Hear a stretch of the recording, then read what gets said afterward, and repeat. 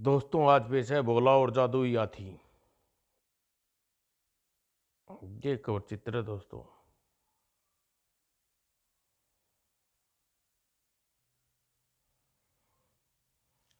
गजपुर के जंगलों में हाथी का एक झुंड रहता था।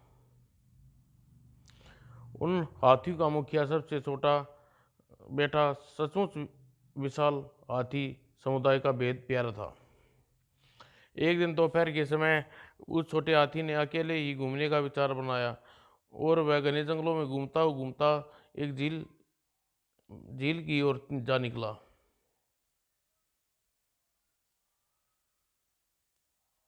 अचानक बचाओ बचाओ जिस ओर से चिल्लाने की आवाज आ रही थी, छोटा हाथी तुरंत उस ओर दौड़ पड़ा। बचाओ बचाओ, कोई है। और एक विशाल मगरमच्छ उस लड़के को घसीट कर पानी में ले जा रहा था। बचाओ, मुझे बचाओ बाबा गजना गजनाथ। छोटा हाथी गंभीरता से सोचने लगा, उफ, क्या करूं मैं, उस बालक की जान खतरे में है। उसने अपनी सूंड को लड़के की तरफ पहुंचाने की कोशिश की, लेकिन काफी दूर था। फिर अचानक उसे एक विचार सोचा। वाह, क्या तरकीब आई है दिमाग में। और अगले ही पल उसने पेड़ की निचली टहनी से लटका एक फल तोड़ा और सूंड में लपेट कर अब अभी चखाता हूँ उसे मजा। और फिर पूरी ताकत से लगा दी उस फल को मगरमच्छ के सिर पर दे मारा। मगरमच्छ चोट से तड़प उठा और लड़का उसकी पकड़ से छूटकर तैरता हुआ किनारे पर पहुंच गया। धन्यवाद, आह धन्यवाद। और फिर वह बेहोश होकर गिर पड़ा। हाथी ने लड़के को होश में लाने की कोशिश की, बेचारा पता नहीं कौन है। और कुछ ही देर बाद उस लड़के को होश आया, "अब मैं कहाँ हूँ? ओह, ओह तुम, वाह, तुम्हें देखकर तो मुझे याद आ गया। तुमने समय पर आकर मेरे न बचाया होता तो अब तक मैं उस मगरमच्छ के पेट में पहुंच गया होता। चलो, मैं तुम्हारे गुरु बाबा गजनाथ के पास ले चलता हूँ। और रास्ते में मेरा नाम भोला है और तुम्हारा, लेकिन फिर किस सोच में, ओह, तुम तो मेरी तरह बोल नहीं सकते, मैं खुद कितना बुद्धू हूँ, तुम्हारा नाम पूछ रहा हूँ। खैर, मैं तुम्हें जम्बू कहकर पुकारूंगा। और कुछ देर बाद दोनों बाबा गजनाथ के आश्रम में पहुंचे। प्रणाम बाबा, आज मैं झील में नहा रहा था तो फिर भोला ने बाबा जी को सब कुछ कह सुनाया। जब बाबा जी ने पूरी बात कहानी सुन चुके थे, ओह, मैं तुम्हें कितनी बार कह चुका हूँ, झील के किनारे बैठकर स्नान न किया करो। आज अगर तुम जम्बू न होता तो तुम खो बैठता बेटा। और आज से जब वो तुम्हारा सगी संगी साथी होगा और तुम कभी इसके बगैर कहीं नहीं जाओगे, समझे? जो गया बाबा। मैं कुछ जादुई बोटियों का रस निकाल कर जम्बू को पिला दूंगा, जिससे यह मुसीबत में तुम्हारी रक्षा करेगा। और यह कहकर वह रस जम्बू को विशाल और ताकतवर बना देगा और खुद तुम भी देख लोगे। और कहने के बाद और जब रस बन गया, तैयार हो गया, शाबाश जम्बू, सारा रस पी जाओ। और जब जम्बू पूरा रस पी चुका था, बाबा देखिए, जम्बू का रंग बदल रहा है, मैं जानता हूँ। और पूरा रंग गुलाबी हो गया। भला यह रंग इसके ताकतवर होने की कैसे मदद करेगा? धैर्य रखो मेरे लाल, मेरे प्यारे भोला। धैर्य? कैसे धैर्य रखूं बाबा जी? सिवाय गुलाबी रंग के जम्बू में कोई परिवर्तन नहीं आया नहीं है। ठहरो, मैं अभी तुम्हें दिखाता हूँ उसमें क्या परिवर्तन आया है। जम्बू बगैर जम्बू बगैर अपनी अपनी जगह से हिले। जरा मुझे सामने वाले पेड़ से आम तोड़ कर देना, लेकिन वह पेड़ तो काफी दूर है। अरे वाह, देख लिया ना? अरे वाह वाह। आपका बहुत बहुत शुक्रिया बाबा जी। अब हम दोनों में से कोई मात नहीं दे सकता।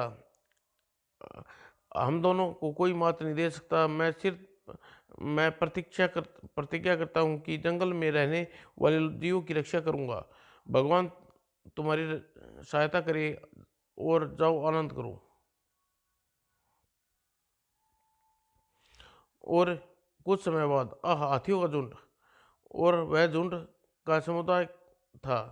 अतः जम्बू तेजी से अपने माता पिता की ओर भागा और उन्हें निकट पहुंचकर अपनी भाषा में पूरी कहानी सुना दी। सुनकर वे बहुत खुश हुए और उसके बाद झुंड ने भोला को आशीर्वाद दिया और अपनी राह पर हो लिया। बच्चों बच्चों समझ गए ना, किसी तरह जम्बू और भोला एक दूसरे से मिले। इस श्रृंखला को बार बार उन दोनों जंगल में साहिस कारनामे मनोरंजन किया करेंगे। समाप्त हो। तो डाकू लखन सिंह की मुठभेड़। चलो जम्बू, आज चाचा जी से मिलने कराएं। और कुछ देर बाद, आज आज आप कुछ उदास लग रहे हैं चाचा जी। कल मेरी बेटी की शादी है भतीजे। तो फिर आपको खुश होना चाहिए। नहीं बेटे, डाकू लखन सिंह ने धमकी दी है कि कल मेरी बेटी को उठाकर ले जाएगा, खुद उससे शादी करना चाहता है।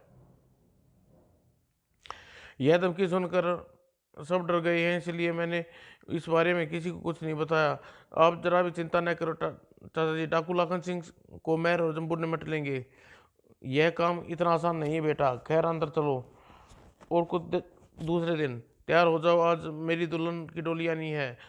तो देर किस बात की, सरदार दुल्ला बनने की घोड़ी पर सवार हो जाइए। और जल्दी डाकुओं का गिरोह गांव की ओर चल पड़ा। उधर गांव में आओ जम्बू, डकैतों से निपटने की तैयारी करें। और चाचा जब जबकि चाचा के घर पे रस्में हो रही थी। दाएं दाएं दाएं, बंदूक की गोली की आवाज, भागो, अडरो मत मेरे बच्चे, इधर आओ डाकू, भागो भागो। और उसी समय पास के जंगल में इंस्पेक्टर चक्रम गश्त लगा रहा था। गोलियों की आवाज सुनकर चौंका। अरे गोलियों की आवाज आवाज, चलो कहीं छिप जाए। जबकि डाकुओं के मार्ग में जम्बू अपना सूंड, जरा रास्ते में पेड़ को लपेटो। और जम्बू ने अपना सूंड लंबी की और सिर दी। खटाक आ। इससे पहले डाकू संभल पाते, इस यह तो बुरे फंसे, लेकिन छुटकारा पाने के लिए कुछ करना चाहिए। और उनके दिमाग में तेजी से कुछ सोचने लगा। शेर दी, हमें अपनी नस्वार की डिब्बी निकालनी चाहिए। मिल गई। और फिर आह, अब आएगा मजा। और सरदार ने जल्दी ही योजना कामयाब हुई। आंसू और गांव के सारे लोग वहां पहुंच गए और डकैतों की पिटाई करने लगे। धन्यवाद बेटा, चलो अब चलकर शादी की रस्में पूरी करो। और जैसे ही घर पहुंचे, दुल्ला कहीं कहीं कहाँ है? मुहूर्त का समय निकला जा रहा है, यहीं कहीं होगा ना चाहिए। अभी अभी बुलाता हूँ और जल्दी ही दूल्हे को ढूंढ कर लाओ। और बहुत खोजबीन करने के बाद जब दूल्हा नहीं मिला तो जम्बू ने अपनी बुद्धि से काम लगा और हाँ हाँ देखो वेरा दूल्हा। और फिर और उधर जंगल में अरे गोलियों की चीख पुकार का शोर खत्म हो गया है और उनकी जगह मुझे शहनाई की आवाज़ सुनाई दे रही है। चलिए सर, गांव में चलकर वहाँ जरूरी कोई शादी हो रही होगी। अच्छा सुझाव है डब्बू, वहाँ अच्छा खाने पीने को खातिरदारी खूब होगी और शायद कोई उपहार भी मिल जाए। यह लो, इंस्पेक्टर साहब भी आ गए, लेकिन आज भी हमेशा की तरह देर से। आइए आइए इंस्पेक्टर साहब, धन्यवाद। और कोई डकैत तो नहीं आया? नहीं, नहीं तो हमने तो केवल कुछ गोलियां चलने की आवाज़ सुनी थी। वो मेरे वो मेरी ही गोलियों की आवाज़ थी। मैंने डाकू लखन सिंह को जंगल में भागने पर मजबूर कर दिया। बहुत अच्छा, बहुत डरता है मुझसे। सच? क्या आपने उसे मार गिराया? बिल्कुल। अगर ऐसा है तो इंस्पेक्टर साहब, आपको एक कोई भेंट देना चाहता हूँ। अरे अरे, डाकू लखन सिंह उसके साथी? अरे कहाँ हैं? अब इन्हें थाने ले जाइए। हाँ हाँ हाँ हाँ, ही ले चलो आराम करो को। कच्चा चोर। जंगल में शांत और सुहाने दिन, गांव में एक मूर्ख लड़का पुकरी पुकार पुकरी छुप कर एक पेड़ के नीचे बैठा था।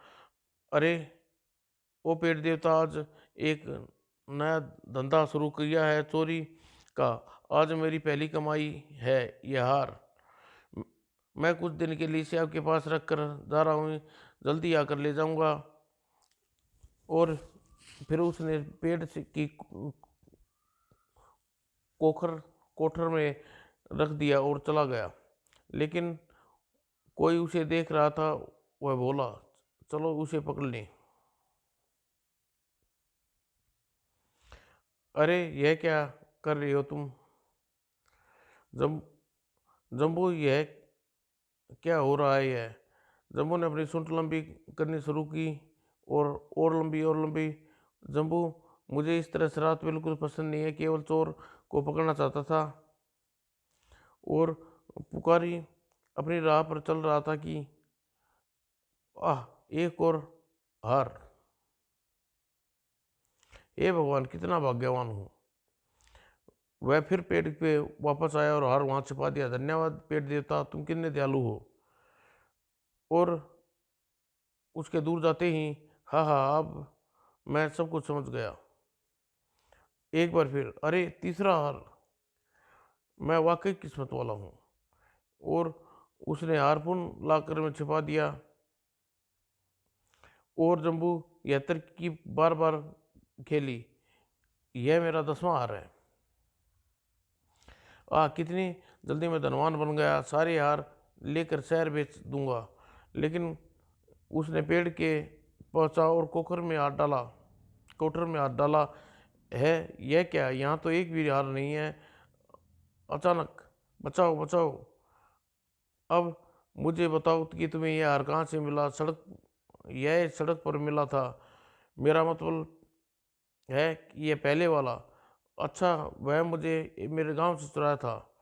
जाओ उसे जाकर हार को, यह हार जिसका है उसे वापस कर दो, नहीं तो सुनो, तो और सुनो, दोबारा चोरी करने की कोशिश मत करना, समझे? समाप्त। एक बार बगड़ू नाम का एक शिकारी उसी जंगल में शिकार की तलाश में घूम रहा था। अचानक, गुलाबी हाथी, मैं इसे किसी सर्कस वाले को अच्छे दामों में खूब मुनाफा कमा सकता हूँ। क्या तुम अपना हाथी मुझे बेचोगे? क्या कहा? तभी, अरे अरे, तुम क्या कर रहे हो? मुझे नीचे उतारो। उसने नीचे इतना कहते ही हारे मर गया। जम्बू, तुम्हें इतना गुस्सा नहीं करना चाहिए। आगे से कभी इस तरह के सवाल मत पूछना। मैं किसी न किसी तरह उसे भाग रहूंगा। और फड्डू पास अपने गांव में अपने एक मित्र से जम्बू को पकड़ने की मदद मांगी। मुझे केवल वह हाथी चाहिए, मित्र चाहे किसी तरह से भी। यह तो आसान काम है। नींद की दवाई में कुछ कुछ बूंदे उस झील में डाल दो, हाथी रोज पानी पीने जाता है। वाह, क्या तरकीब है। और अगले दिन बगड़ो ने ट्रक झाड़ियों में छिपा दिया और झील की तलाश में पैदल आगे बढ़ने लगा। झील यहीं कहीं आसपास होनी चाहिए, सिर दी। अब अब देखता हूँ हाथी के बच्चे को। और उसके पास से ही पेड़ों की झुरमुट में जा छुपा। कुछ देर बाद, लो भाई, झील आ गई तेरी झील। वो जम्बू मस्ती से पानी पीने लगा ही। और अचानक जम्बू का सिर चकराने लगा। और अरे यह क्या? जम्बू को क्या हो गया? जम्बू अठाक। और कुछ घंटे बाद दोनों होश आया। अरे जम्बू, तुम ठीक हो ना? तभी, ना जम्बू, अब तुम अपनी कोई चाल मुझ पर मत चलना, वरना गोली से उड़ा दूंगा। यदि यह लड़के की भलाई चाहती हो तो चुपचाप आगे बढ़ो। चुप जम्बू चुपचाप चल पड़ा। हाँ हाँ, यह हुई ना बात, चलो तुम भी चलो। और ट्रक के पास पहुंचकर अपने आप ट्रक में प्रवेश कर किया। और फिर, उदास मत हो, सर्कस तुम भी सर्कस को पसंद करोगे। पता नहीं जम्बू क्या कर रहा होगा। और अभी वह यह सोच ही रहा था। वाह, और जम्बू चुपचाप अपना काम कर रहा था और जल्दी ही बोला, रस्सियाँ खोल दी और फिर बंदूक उठा ली। भोला को दे दी बंदूक। हाथ में आते ही, खबरदार ट्रक रोको, अरे गोली मत चलाना। और अफरा तफरी में तरंग नियंत्रण से बाहर हो गया। उधर पास ही के गांव में देखिए हजूर, मंच तैयार है। क्या कहा तुम? मैंने तुम्हें इतने ज़्यादा रुपए दिए हैं और तुमने सिर्फ यह 4 आदमी को जुटा पाए हो। गुस्सा मत कीजिए हजूर, बाकी एक ट्रक में आ रहे हैं। अरे, अरे ट्रक को क्या हुआ? ट्रक, उसके ब्रेक फेल हो गए होंगे, भागो। अरे मूर्ख जी, उधर से ट्रक है, मेरे बेशुमार प्रसंग होंगे। और अगले ही पल, ओह, ट्रक, और ट्रक रुकते ही मुझे भाग लेना चाहिए। यह क्या? और कुछ देर बाद, आई हाथी, सचमुच हाथी, यह तो बाबा गंगानाथ का आशीर्वाद है। और गांव वाले लोग उस गुलाबी हाथी को देखा।